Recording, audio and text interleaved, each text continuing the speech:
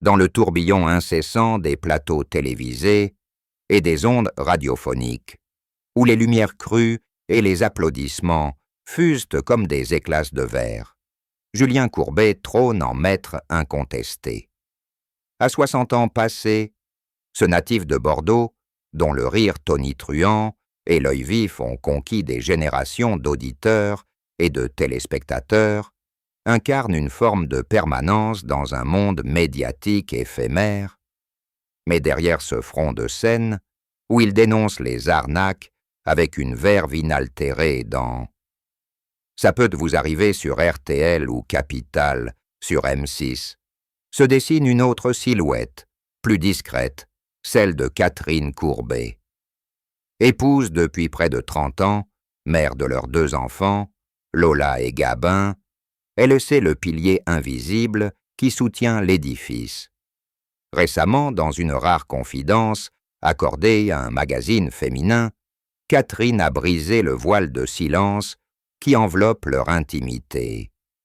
Julien est un romantique invétéré. Même après 30 ans de vie commune, il m'écrit encore des lettres à la main, comme au premier jour. Ces mots, simples et pudiques, ouvrent une fenêtre sur un amour qui défie le temps, un contrepoint humain à la machine médiatique.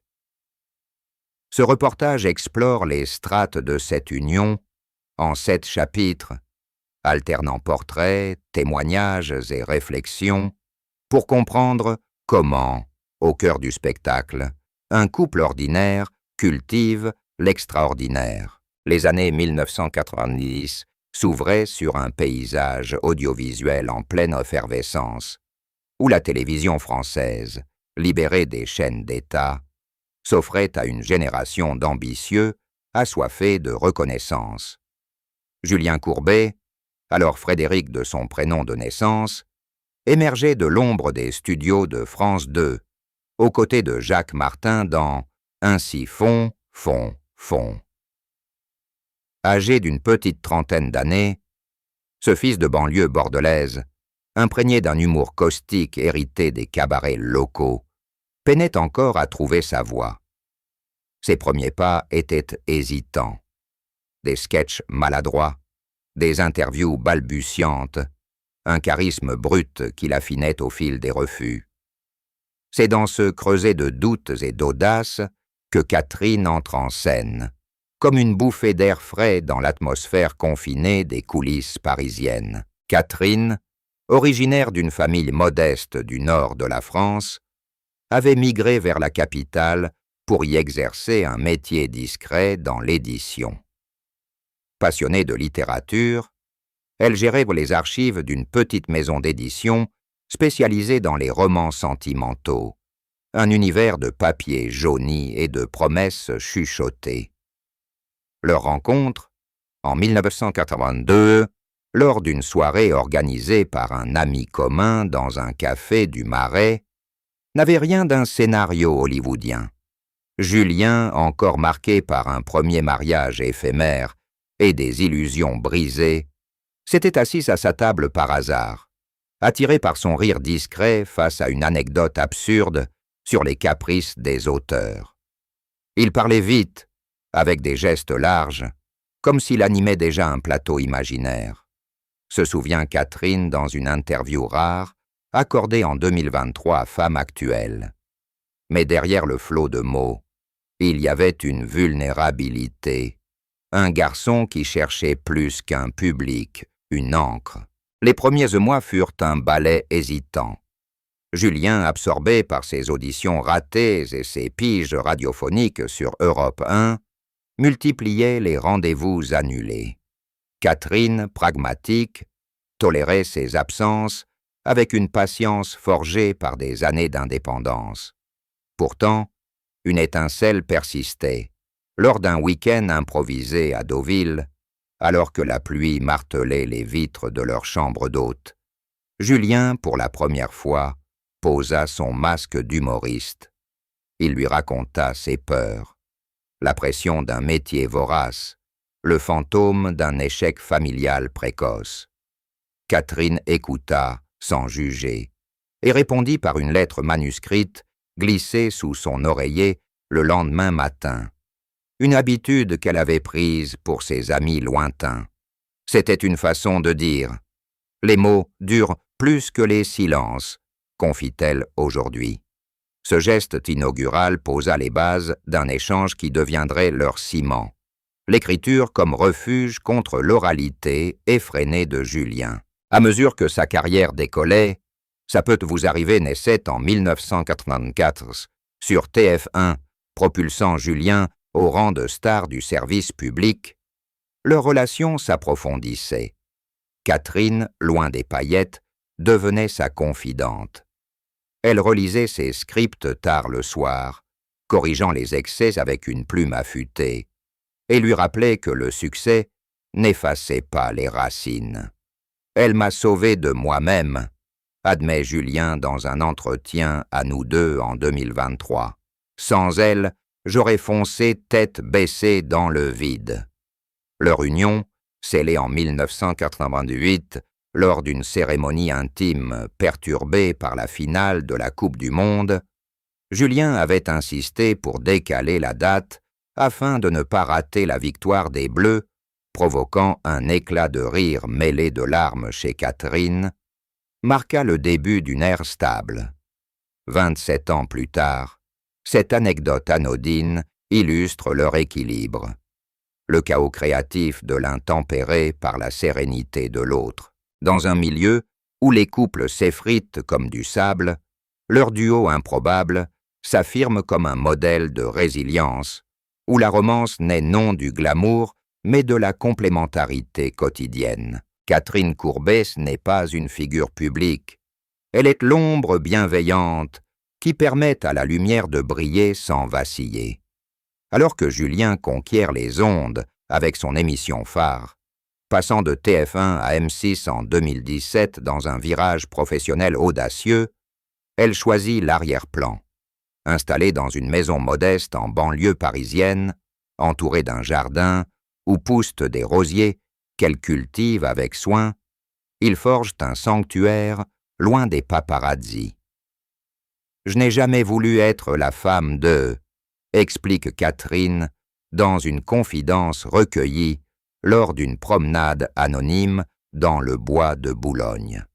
« Mon rôle est ailleurs. Veiller à ce que la maison reste un havre, que les dîners soient chauds quand il rentre épuisé d'un enregistrement. Cette discrétion n'est pas un caprice, mais une philosophie, témoin des ravages de la célébrité sur d'autres unions, des divorces retentissants d'animateurs qu'elle côtoie indirectement via Julien. Catherine impose des règles strictes. Pas de photos familiales sur les réseaux sociaux, des vacances en Bretagne, loin des jets privés, des anniversaires célébrés en privé. Pourtant, sa présence est palpable dans la carrière de son mari. Elle gère les finances de sa société de production, négocie avec les chaînes quand Julien, adepte des coups d'éclat, risque de déraper. « Je suis incapable de vous dire combien il y a sur mon compte, ni même le nom des banques », plaisante Julien dans Closer en 2024. C'est elle qui s'occupe de tout, et c'est tant mieux. Cette délégation n'est pas de la paresse, mais une reconnaissance.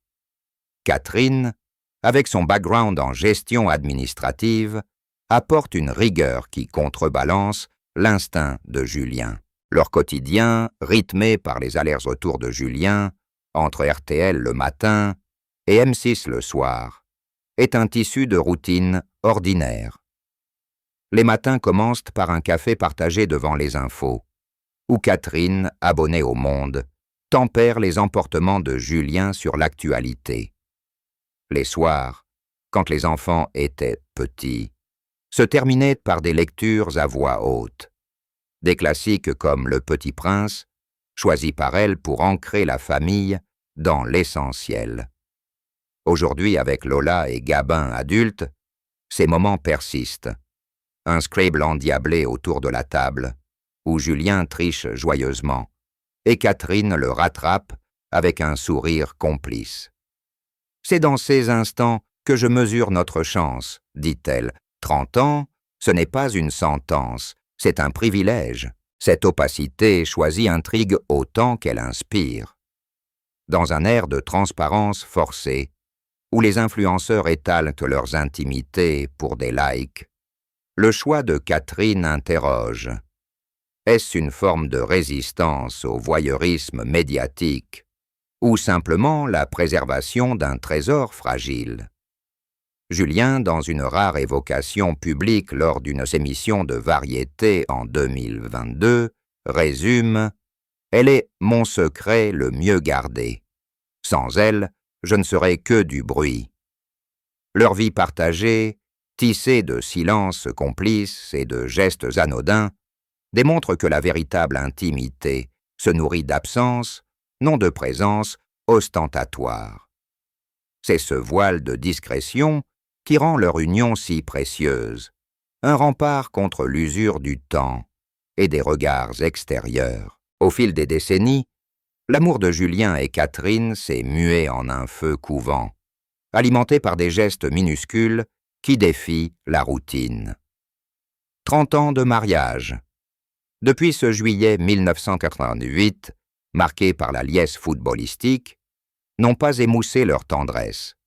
Au contraire, ils l'ont affinée, comme un vin qui se bonifie en cave. Catherine, dans son entretien récent, évoque ces petites flammes qui illuminent leur quotidien. Un mot griffonné sur un post-it avant un voyage professionnel, une playlist Spotify concoctée par Julien pour ses trajets solitaires en voiture. Il n'est pas du genre à offrir des bijoux extravagants, précise-t-elle avec un rire léger. Mais il sait que pour moi, les mots comptent plus que l'or. Ces rituels, nés des premières années tumultueuses, persistent comme des encres. Julien, connu pour son humour corrosif sur scène, se révèle dans l'intimité comme un poète maladroit. Il collectionne les carnets Moleskine, noircis de doodles et de phrases volées à la vie courante. Une description du sourire de Catherine au lever du soleil, un haïku improvisé sur la pluie d'automne. Écrire, c'est ma façon de ralentir, confie-t-il lors d'une pause cigarette dans les couloirs de RTL. Avec elle, les mots deviennent des ponts, pas des balles. Catherine, de son côté, répond par des lettres manuscrites, tradition héritée de sa jeunesse. Elles atterrissent dans sa valise avant chaque tournage de Capital, des missives de 2 pages, où elle mêle conseils pratiques. N'oublie pas ton écharpe, Paris-Gel, et tendresse voilée. Ton absence creuse un vide que seul ton retour comble. Leur cuisine, cœur battant de la maison, est le théâtre de ces échanges. Les dimanches matins, Julien prépare des crêpes bordelaises, recette apprise de sa mère, tandis que Catherine trie les herbes du jardin pour une tisane. Ces moments, banals en apparence, sont chargés de sous-textes. Un regard prolongé par-dessus la poêle, une main effleurée en passant le sucre. Après tant d'années, l'amour n'est plus une explosion, mais une braise, analyse Catherine. On cultive les habitudes qui nous rappellent pourquoi on s'est choisi. Julien renchérit dans un portrait publié par Gala en 2023. Elle me voit telle que je suis, pas telle que les caméras me montrent. C'est ça le vrai romantisme, persister dans l'ordinaire. Pourtant, ces flammes ne sont pas sans ombre. Les tournages prolongés de Julien, les nuits blanches à préparer ses chroniques anti-arnaque, créent des failles. Catherine avoue des soirs de solitude où elle feuillette les lettres anciennes pour se remémorer le feu originel. On a appris à réparer, pas à ignorer, dit-elle. Une thérapie de couple, entreprise discrètement il y a 10 ans, leur a enseigné l'art du pardon, des excuses écrites, posées sur l'oreiller comme un drapeau blanc. Aujourd'hui, ces petites flèches et petites flammes illuminante, un équilibre retrouvé, où le romantisme n'est pas un feu d'artifice, mais un foyer entretenu patiemment. Dans un monde pressé, leur quotidien enseigne que l'amour durable se tisse de filaments fragiles, résistants à l'usure du temps. L'arrivée des enfants transforma l'union de Julien et Catherine en une tapisserie plus riche, où les fils de la romance s'entrelacèrent à ceux de la responsabilité. Lola, née en avril 2000, fut le premier miracle de leur nid. Un bébé aux yeux rieurs qui hérita du charisme paternel et de la douceur maternelle. Gabin suivit en décembre 2001, un garçon vif et curieux, miroir des audaces de Julien tempéré par la sagesse de Catherine. Ces naissances, survenues au zénith de la carrière de Julien, sans aucun doute cartonnaient sur TF1, attirant des millions de téléspectateurs avides de justice télévisée, imposèrent un réajustement radical. Les enfants nous ont forcés à prioriser, raconte Catherine dans un témoignage émouvant recueilli par Pure People en 2023. Julien rentrait posé à minuit, couvert de poussière de studio, mais il s'asseyait quand même pour une berceuse. C'était son rituel, la voix qui apaise, pas celle qui accuse. La parentalité devint leur terrain d'apprentissage commun. Julien, novice en la matière, apprit l'art de la patience auprès de Catherine, qui instaura des règles claires. Pas d'écran avant le dîner, des sorties famille obligatoires, même en pleine promo. Les week-ends à la campagne, dans la maison familiale près de Bordeaux, étaient sacrés. Des randonnées où Julien contait des histoires inventées sur les arbres centenaires. Et Catherine capturait les instants en Polaroid, un album jauni qui trône aujourd'hui sur leur buffet. Ils nous ont rendus meilleurs, confie Julien lors d'une interview à Femme Actuelle en 2024. Lola m'a appris l'empathie, en pleurant pour un genou écorché. Gabin, la persévérance, en réclamant une seconde chance après une bêtise. Ces leçons se réverbéraient dans sa vie prose. Les appels à témoins de « ça peut vous arriver » gagnaient en humanité, touchant des familles brisées par des escroqueries, écho à ses propres craintes de père. Catherine, quant à elle, jonglait entre son travail à mi-temps et l'éducation, instaurant un cocon intellectuel, lecture partagée le soir. De Harry Potter à des essais sur l'écologie, débats animés à table sur l'actualité vue à la télé par Julien. Je voulais ce qu'ils voient leur père comme un homme, pas une icône, explique-t-elle. Des anecdotes fusent. Lola, à 8 ans, corrigeant un script de Julien pour le rendre moins méchant. Gabin, adolescent, assistant incognito à un enregistrement de Capital, fier mais taiseux. Aujourd'hui, à 25 et 24 ans, les enfants tracent leur chemin. Lola en école de commerce, influencée par la gestion rigoureuse de sa mère. Gabin explorant le journalisme, ombre de son père. Ils partent, mais reviennent toujours pour les dîners du dimanche, note Catherine avec une pointe de nostalgie. C'est notre victoire. Une famille soudée, pas parfaite, mais vraie. Cette phase parentale approfondit leur amour, le rendant plus charnel, plus urgent. Les nuits blanches des nouveau-nés ravivèrent leur complicité.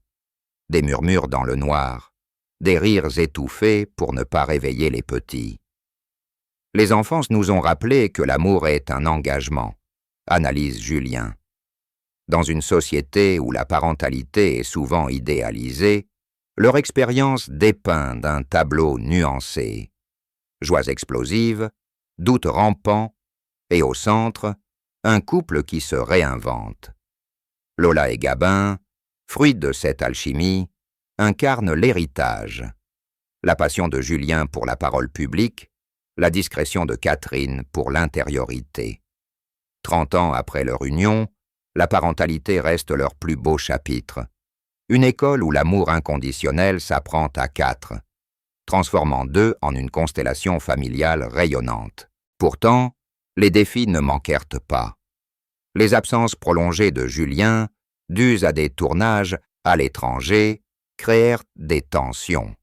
Catherine, seule à gérer les crises d'adolescence, se confia un soir par lettre, comme au début de leur histoire. « Reviens-nous entier », écrivait-elle, un appel voilé au équilibre. Julien répondit en réorganisant son agenda, refusant un contrat juteux pour être présent à la remise de diplôme de Gabin. Ces ajustements, laborieux, renforcèrent leur lien. La parentalité n'effrita pas leur romance, elle la polit, la rendant résistante aux tempêtes. Aujourd'hui, avec les enfants indépendants, Julien et Catherine redécouvrent le duo originel, planifiant des voyages sans horloge, un retour aux sources qui promet de nouvelles flammes. Leur histoire parentale, tissée de sacrifices et de triomphes, illustre que l'amour conjugal fleurit dans la générosité partagée, un legs vivant pour Lola et Gabin, qui observent, admiratifs, ce modèle d'endurance affective. La trajectoire fulgurante de Julien Courbet, de l'animateur débutant à l'icône RTL M6, ne s'écrit pas sans Catherine, véritable stratège dans l'ombre. Dès les années 2000, alors que sans aucun doute propulsait Julien au firmament des audiences, des pics à 4 millions de téléspectateurs, un record pour TF1, elle anticipait les pièges. Le succès isole, prévient-elle dans une conversation privée rapportée par un proche. Elle instaure des garde-fous, un agenda partagé sur papier, des dîners hebdomadaires sans téléphone, des retraites annuelles à 2 pour décompresser. Julien, reconnaissant, la nomme mon GPS émotionnel dans Télé 7 jours en 2015. Sans elle, les tentations du show business, flatteries, propositions mirifiques, l'auraient peut-être égaré. En 2017, le saut vers M6 marque un tournant décisif, orchestré en duo. Julien hésite. Quitter C8 et touche pas à mon poste, où il brille aux côtés de Cyril Hanouna pour reprendre Capital. Catherine, après des nuits de débat, tranche. C'est ton rêve d'origine, la vraie enquête, pas le buzz éphémère. Elle négocie les clauses du contrat, gérant les avocats et les chaînes, avec une précision chirurgicale. Résultat, un retour en force, avec Capital frôlant les 3 millions d'entrées. Elle voit les angles morts que je rate, admet Julien, en 2020 dans Paris Match. Catherine excelle aussi dans la production. Elle supervise la société de Julien, Courbet Productions, fondée en 2010, veillant au budget des documentaires anti-arnaque. Je ne suis pas créative, mais pratique, minimise-t-elle. Pourtant, ses idées infusent. L'ajout d'histoires familiales dans « Ça peut vous arriver », inspiré de leurs propres épreuves. Les crises professionnelles testent leur tandem. En 2012, une polémique sur une affaire d'arnaque mal gérée ébranle Julien, menaçant sa crédibilité. Catherine, impassible, rédige une lettre ouverte aux médias, plaidant pour la nuance sans victimiser. C'était sa voix quand la mienne tremblait, se souvient-il. De même, lors de la pandémie en 2020, quand les plateaux ferment, elle pivote la production vers du contenu digital, sauvant des emplois. Julien, confiné avec elle, en tire une leçon. Le couple, c'est une équipe de crise. Leur complicité s'étend aux choix éthiques. Refuser des pubs douteuses, prioriser les causes animales. Simone, leur chienne, adoptée en 2015, devient manette officieuse. Catherine n'est pas qu'une gestionnaire, elle nourrit l'âme de la carrière. Elle relit les scripts, coupant les excès humoristiques pour plus d'empathie. Julien est un volcan. Je suis le vent qui l'oriente, dit-elle poétiquement.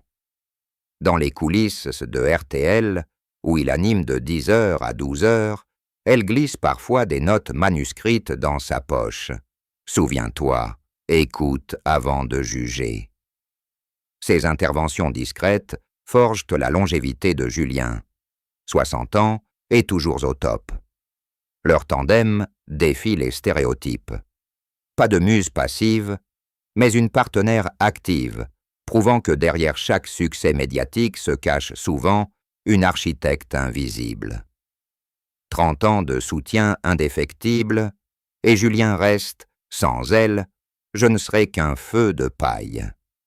Leur histoire professionnelle mêlant ambition et humilité inspire. Dans le cirque des égaux, l'amour vrai est le meilleur producteur. Les défis persistent. L'âge avec Julien approchant la soixantaine amène des questionnements sur la retraite. Catherine, pragmatique, prépare le terrain. Des projets post-M6 comme un podcast familial sur les arnaques quotidiennes. On vieillira ensemble, en tandem, promet-elle. Julien, ému, répond par une lettre. Merci d'être mon copilote. Ce chapitre, riche en rebondissements, révèle que leur union est une carrière à deux, où les spotlights partagés illuminent un chemin tracé main dans la main. Au cœur de leur longévité, le romantisme de Julien émerge comme un fil d'Ariane, tissé de gestes obstinément tendres. Catherine, dans sa confidence choc de 2025 à nous deux, le dépeint sans phare. Il m'écrit encore des lettres à la main, 30 ans après. Pas des emails froids, mais du papier, de l'encre, des plures qui portent son odeur. Ces missives, une par mois en moyenne, sont des trésors, des évocations de leur première rencontre, des promesses chuchotées pour l'avenir, des poèmes maladroits rimant Catherine avec destin. C'est sa façon de dire « je t'aime » sans le crier, ajoute-t-elle. Julien, pudique, confirme dans une rare apparition à Vivement Dimanche en 2024. Les mots écrits durent. Ils résistent aux oublis. Ce rituel, né en 1992, s'est adapté aux saisons de la vie. Dans les années folles de la célébrité, quand Julien enchaînait plateaux et promos, les lettres étaient des bouées. Glissées dans sa mallette avant un voyage à Cannes, elle le ramenait à l'essentiel. Catherine, muse involontaire, y puise une force discrète. Elle me rappelle que derrière l'animateur, il y a l'homme qui m'a choisi. Julien puise son inspiration partout. Un coucher de soleil, vu depuis le studio RTL. Une chanson entendue en voiture, transformée en quatrain pour elle. Je ne suis pas Victor Hugo, mais pour elle, j'essaye, rit-il. Le romantisme s'étend au-delà du papier. Julien, fan de surprises low cost, organise des dîners aux chandelles improvisées, pads au pesto dans le jardin, sous les étoiles, avec une playlist de leurs tubes des années 90. Catherine réciproque, des bains moussants préparés après une rude journée, des livres annotés de ses pensées. On s'invente des premiers rencarts, même mariés, confie-t-elle. Ces pratiques définent l'usure. Après la naissance des enfants, quand la fatigue guettait, ils instituèrent les nuits d'amour, un soir par mois, sans obligation, pour raviver la flamme. Julien y glisse souvent une lettre. 30 ans, et ton regard me trouble encore. Dans un contexte sociétal où les divorces grimpent, 1 sur 2 en France, selon l'INSEE, leur persistance interroge. Psychologue consulté pour ce reportage souligne. Le romantisme actif, ritualisé, crée des dopamines durables, contrebalançant la routine. Julien, influencé par son métier de révélateur d'injustice, applique cela à son couple. L'amour, c'est lutter contre l'arnaque du temps.